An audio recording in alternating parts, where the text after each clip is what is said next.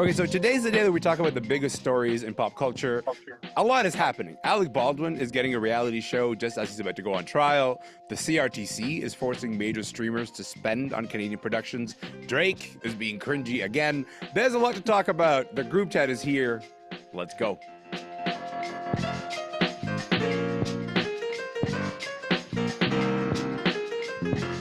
I'm Elamin Abdul Mahmoud, and this is Commotion. Okay, we are going to start with a story that genuinely surprised me. Okay, this week we found out that Alec Baldwin, along with his wife Elaria, are getting a reality show about their family next year on TLC. Take a listen. We're inviting you into our home to experience the ups and downs, the good, the bad, the wild, and the crazy. Home is the place we love to be most. Okay, so that was Alec Baldwin, alongside with his wife Elaria on Instagram. They're announcing the show. Here's the thing, though. This announcement comes 1 month before Alec goes on trial for involuntary manslaughter. That's in connection to the fatal shooting of a crew member on the set of his movie Rust. Bourne is here, Teri Hart is here, and Ben Ozakawa is here, and they're ready to talk about all of this. Terry and Ben and Kevin, what's good, y'all? Welcome to the show. Hey. What's up? Hello. I'm excited to get into this. Terry, I'm going to start with you. You laughed a little bit when I said Elaria, which is reasonable. But what do you make of the timing of this new Baldwin family show? I mean, it's curious at best, or to put it mildly, I'd say it's curious. Sure. Like that announcement that we heard is kind of like this idea of, look at us. We're, this kind of sweet, slightly unhinged family with 7 kids, but it's like kind of erasing some really problematic history from both Alec and Ilaria. I have a hard time. I just want to say Hilaria, but it's Ilaria. Yep. Like Alec called his eldest daughter Ireland a thoughtless little pig when she was 11 years old on a voicemail that was leaked. He's been arrested and charged with assault and harassment and sent to anger management. Ilaria had her own public reckoning around her Spanish accent, which has curiously disappeared. She also seemed to have a problem remembering where she went to high school. So that's all kind of quizzical. And it just feels to me like this is an idea from the Baldwins of putting a show out there that is like, look, we're just like you, just kind of supersized, just like you. Instead of it being about, a guy who's facing a very serious lawsuit and his culturally appropriating wife. Yeah. First of all, if you went to a network, Ben, and you said, hello, this is a show about a guy who's facing a lawsuit and a criminal charge and his maybe culture appropriating wife, I don't think you'll get that show green light. That doesn't sound like a show that would go on the air to me. How are you feeling about this, Ben?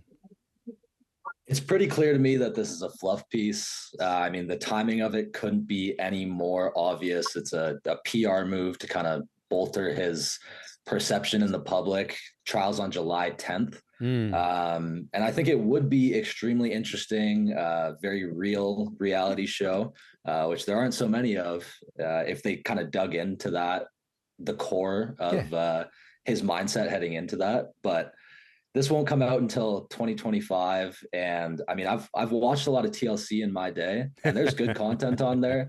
There's just not much with real substance. Yeah. You know what I mean? Like, it's enjoyable stuff, but it's not, I have no expectation of them, the producers of this show, kind of getting into the investigative journalism side of asking him questions when he's in front of the camera. And it's like Terry said, they kind of frame it in the teaser as, this is, we're wild, we're crazy. This is going to be, a very real, in-depth look at our family. And I just don't have that expectation. Hey, no, same here. Kevin, what about you? What are the reactions to this that you're seeing online? So I'm seeing like a mix of just shock and uproar and disgust over the whole thing. Some people are calling on the fact that, Alec Baldwin in the past has said he doesn't like paparazzi, he doesn't like cameras following him, but let me hire a crew to follow me. So it's like that kind of that double standard. Some people are saying, he shouldn't be recording anything with his kids, given what happened with his 11-year-old daughter many years ago. Yeah. Some people one person said, one by one, Alec Baldwin will be voting these children out of his family, which I thought was hilarious. Yeah, so the comments are a mix of like, this family's narcissistic, they're clueless, has TLC lost their mind?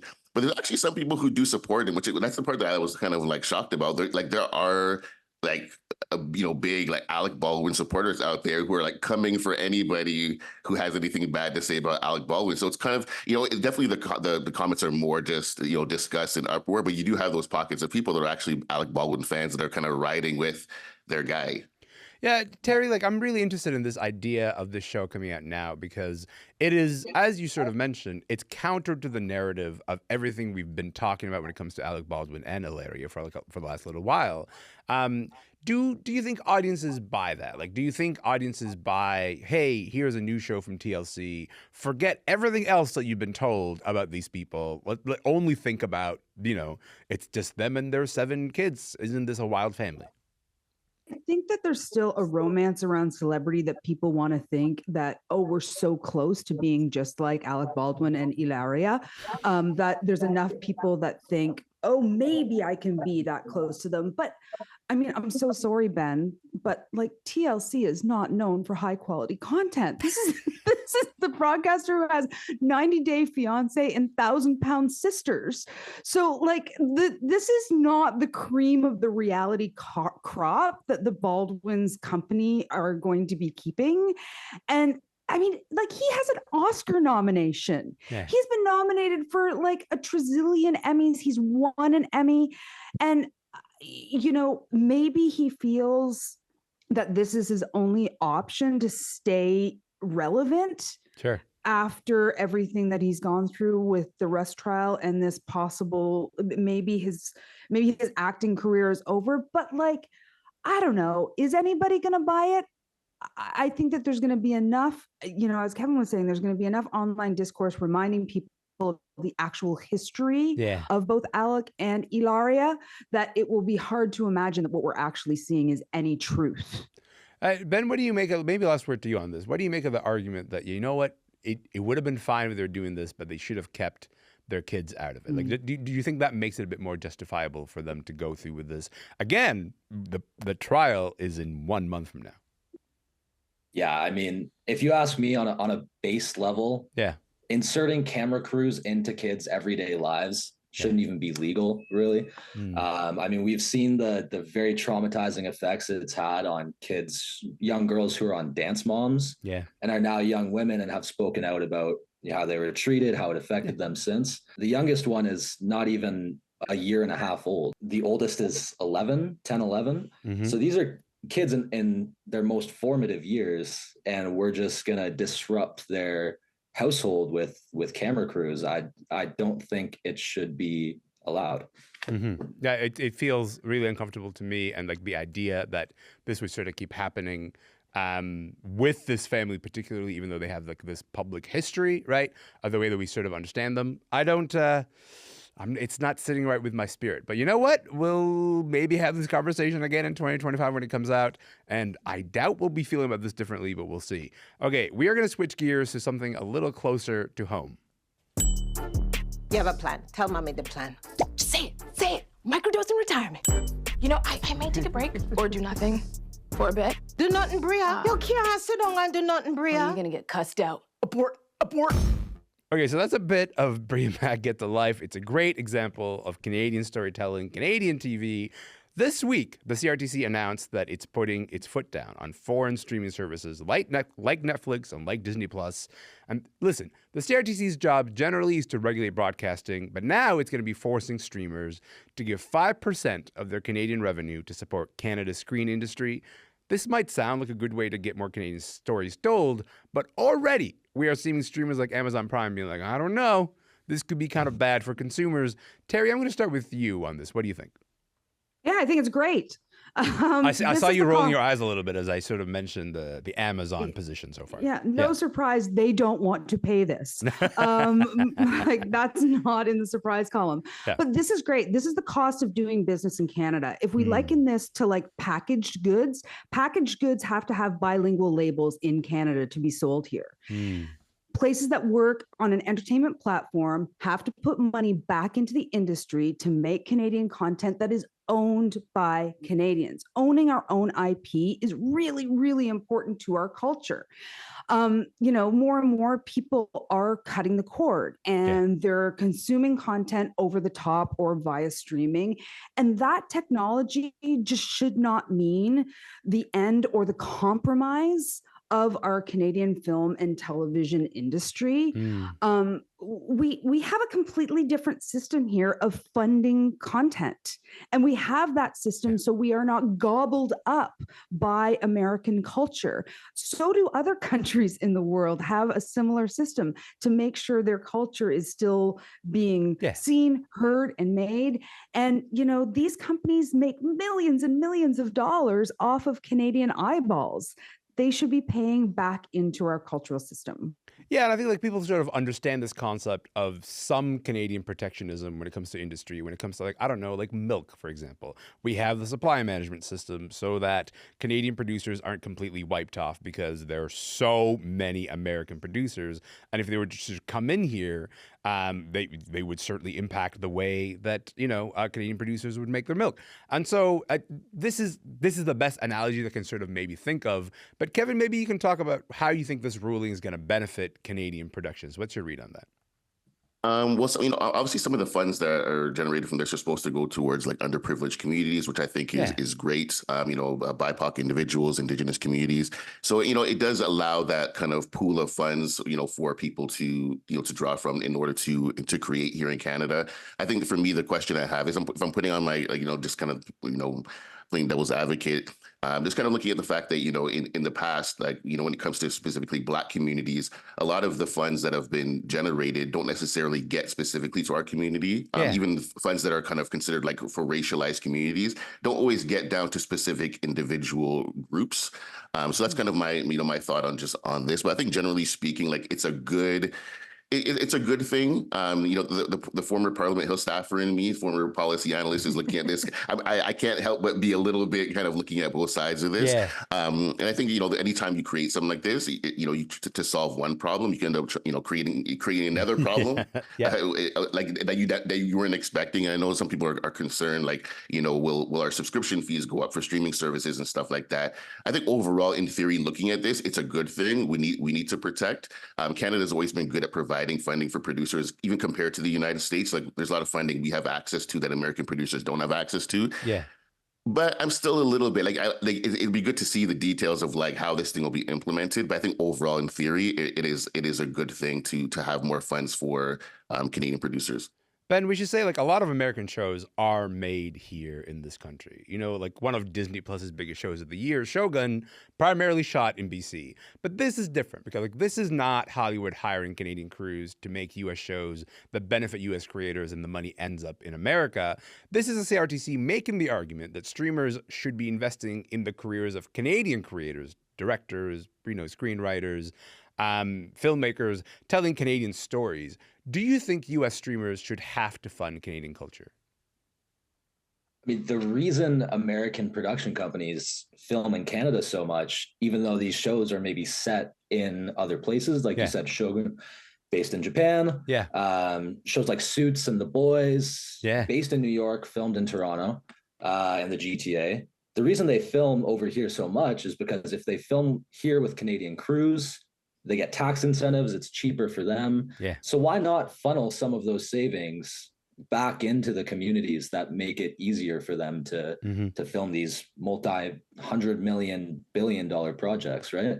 And like Kevin said, and Terry said, the money's not going just anywhere, right? We've earmarked, the CRTC has earmarked funds and companies from underrepresented demographics in entertainment, like Black and Indigenous communities, language minority content as well, like French language and like Punjabi language content. So I think if they're coming here to save money, why not funnel a chunk of that back into us? Right. Kevin, we should also say like the shows we're making in this country right now are excellent, right? Like, we heard that clip earlier from Bria Matt Gets a Life. You know, there's the acclaimed HBO and CBC show Sort of. There is Little Bird, which is also on Crave and APTN Lumi. Like both of those shows won big last week at the Canadian Screen Awards. What do you think needs to change in order for us to talk about Canadian TV shows, maybe the same way we talk about the big American ones? How long do we have for this discussion? I feel like let's go. I feel like we might need an hour for this discussion, but Yeah. I think Canada has a few problems when it comes to just creating in general. I think the first is that Canadians on a mass level, at least I find, don't watch Canadian content. Like if I were to go to my circle of friends and ask, hey, have you watched this show? Like most of them don't want to watch even the streaming services that we have available. So I think it's just the eyeballs aren't necessarily there as much as they should be. There's also like just a big cultural and like regional like differences in Canada. Like when I watch a Bria Mac, like I see myself represented in that show. I absolutely love that show. Will someone in Alberta or Calgary feel the same way about that show? That maybe that's not their culture. So there's a lot of regional differences, I think, in Canada that you really do have to create these like universal stories that can resonate across the geography and regional differences of Canada. And I think a big thing too is Canada hasn't always been great at creating its own star system.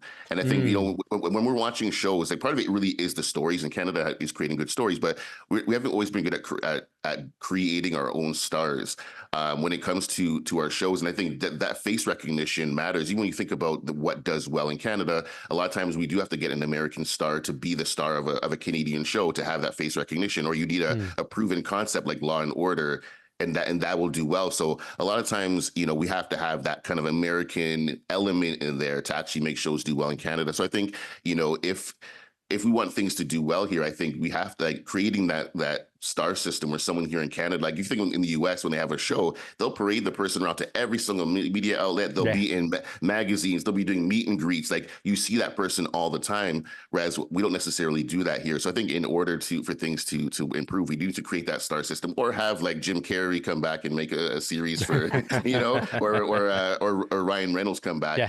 I think last thing too is marketing. I think, we need to market these shows. And when I look at some of these great shows that we have, I don't know if the marketing dollars are there to actually make these shows a success. So I feel like there's a multi-pronged approach that would have to happen to make sure these shows successful. But I think aside from the storytelling, we need to create our own stars here in Canada, like they do in Britain, like they do in Australia. I think we need to do that here.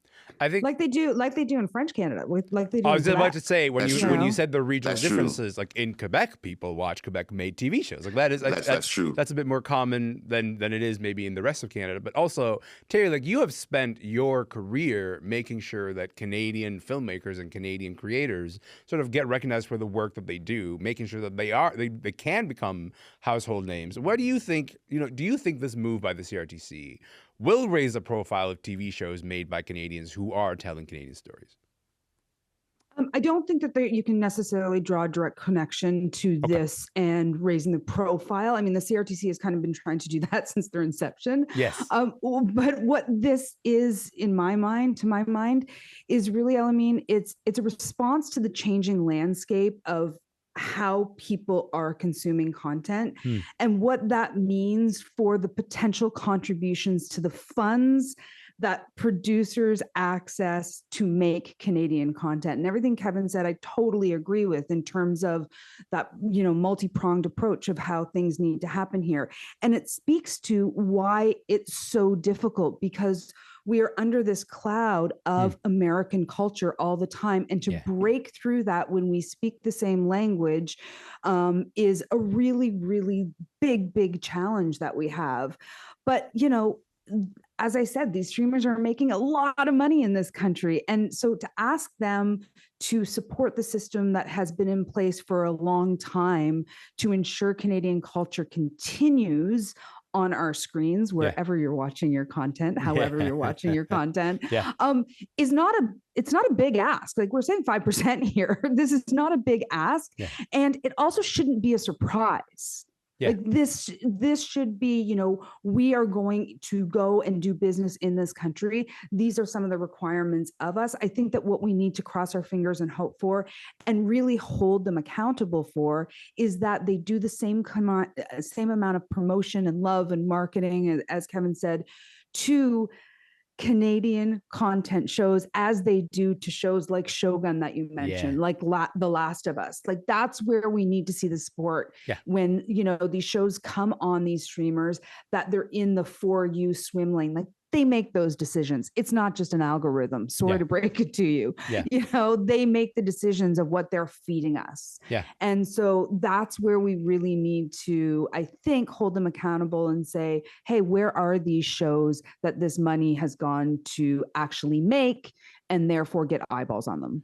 I think that is a perfect place to leave that conversation. I now want to talk about something that has deeply disturbed my soul, and I wish that we never had to be here. Let's keep it moving because Drake has a bunch of people confused with this. Wha Gwan Delilah, no, I'm late cause there's bad traffic. I just showed my dog your Grammy, said he knows a man that slapped it. I'm so cheesed. Your mademoiselle nights are geeked. I'm bent low-key. No, it's a no from me, okay? This is a song made by social media personality Snow Day. He's got Drake on the track. It's called Wha Gwan Delilah. I'm so sorry for even having to say that out loud. This is a play, obviously, on the 2006 hit by the Plain White T's, Hey There, Delilah. The band is confused, certainly, about why he put this thing out at all. Kevin, I'm going to start with you on this real quick. What did you think of, you know, when you first heard this? This is one of those, I remember exactly where I was at the time. I was outside El Macombo on Spadina Avenue, Canadian Music Week. I took my phone out and I was like, I looked at my phone and I was shocked. I was like, because for me, it's like, I was one of those guys during his beef with Kendrick Lamar. I was riding for Drake. Like I was in the comments, I was in those social media streets. I'm like, I'm battling people. And I was like, no, Drake's gonna, you know, he's gonna come back with something. And I'm like, this is the first thing after I spent the past month battling in the comments on every social media platform. This is what you drop. And so at first I was just like, no, man, like, don't do this to us. Like we were sticking up for you, Drake. So at first I was just like, I was so like let down by that. But then after a while, I was like, you know what? You know, I think really? they're both. Then you were like, you know what? You had to change your heart? Coming around? Then I was like, You're coming around, Kevin. I came around because I was like, you know what? Even though it's trash, even though it's trash, and I probably will never play it again. I also felt like, you know, in the whole beef with Kendrick Lamar, you know, I think he finally saw how America felt about him. I think he saw all the videos of LA. LA went crazy for Kendrick Lamar and stuff, and like Toronto was crickets. Like when it comes to Drake, and I think he realized, you know what? Like I think I may have lost Toronto a little bit. Like he didn't have the hometown support that Kendrick had. So I think this is kind of one of those like, let me circle back to my people and do something for Toronto. So when I looked at it through that lens of like, you know what, this is not for the masses, even though he's being destroyed on all the YouTube reaction channels in the US. I said, you know what? This is something that he's circling back to Canada. He's doing something for Toronto. It's funny. I think I don't particularly love the timing of it. I feel like, yo, your first release after that beef needs to be like fire. It needs to be like your stellar work. Well, especially after being accused of cultural appropriation, it just feels like a bit of a rough time to come out with patois in your track. So so it felt a little bit like poorly timed. But I also can, if I kind of go into his mind, I see why he did it. So I'm still kind of like, I don't love it, but I see why. So Ben, I got 30 seconds. How are you feeling about this? I want to first very quickly preface, I'm going to approach this conversation as though it's a real verse. It could be AI, but due to he reposted it on his Instagram story. I think everyone hopes it's AI probably. That said, it's clear he's trying to be funny. I'm just not sure the rest of us are in on this joke with him. And like Kevin said, everything he does in the wake of this beef with Kendrick is going to be under a microscope. Not sure that this was the way to rebut any claims that Kendrick made. It sure wasn't. Okay, Terry, listen, before we go, this weekend is going to be the first in a while that the first in a long time, the Edmonton Oilers are playing the Stanley Cup Finals. It's been over 30 years since they brought the Cubs back to that city. Listen, you're a pal. Are you going to be watching? Or you're a fan of this? Yeah. I grew up in Brantford, Ontario. I'm a person of a certain age. I remember the Wayne Gretzky era. Like, here we go. Go Oilers, go. Okay, well, we're going to leave it there. I'm excited to watch the Oilers do their thing. But in the meantime, Ben and Kevin and Terry, you guys have been a delight. Thank you for your time and your energy. Thanks for being here. Thank you. Thanks for having us. Thanks, guys. Oh, my pleasure. Terry Hart is an entertainment reporter and producer. Kevin Bourne is the editor-in-chief at Shifter Magazine. And Ben Ozakawa is a staff writer at Exclaim Magazine. My name is Elamin Abdul Mahmoud. This show is called Commotion. By the way, I won't be around for the next couple of weeks, but my pal Emil Niazi will. I will see you in a couple of weeks.